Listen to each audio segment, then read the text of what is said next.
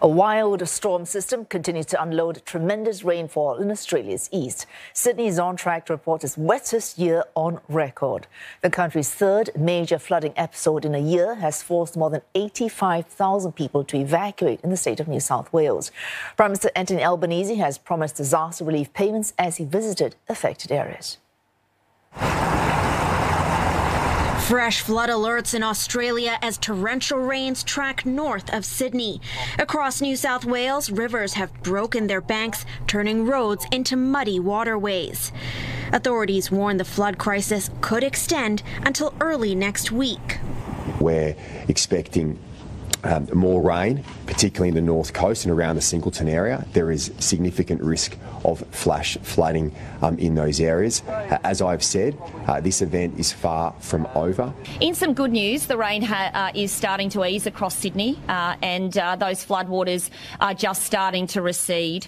But all of the river systems right across the Sydney Basin are still full, and many of them still at a major flood level. Authorities have declared a natural disaster in 23 parts of the state. Prime Minister Anthony Albanese announced a one-off emergency cash payment of $680 for residents as he visited flood-ravaged areas. But frustration with the government's response to the crisis is growing. We actually need action now, and this is the first part of it. You've got your government and your government need to start working together. You've had flood studies since 2012, but nothing's happened.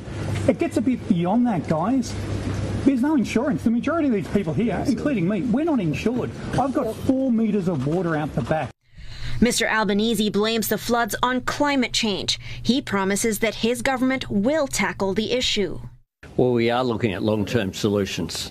My government has changed Australia's position on climate change from day one. We know that the science told us that if we continued to not take action globally on climate change, then these events, extreme weather events, would be more often and more intense.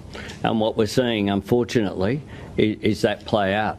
The people of the Hawkesbury-Richmond area have now had 4 flooding events in the last 18 months. Meanwhile, city suburbs have been urged to conserve water as this latest episode of wild weather is impacting drinking water supplies. Heavy rain and floods have swept leaves, dirt and other debris into the catchment, affecting water filtration facilities. Officials say the water is still safe to drink, but the system's ability to produce potable water is working slower than normal.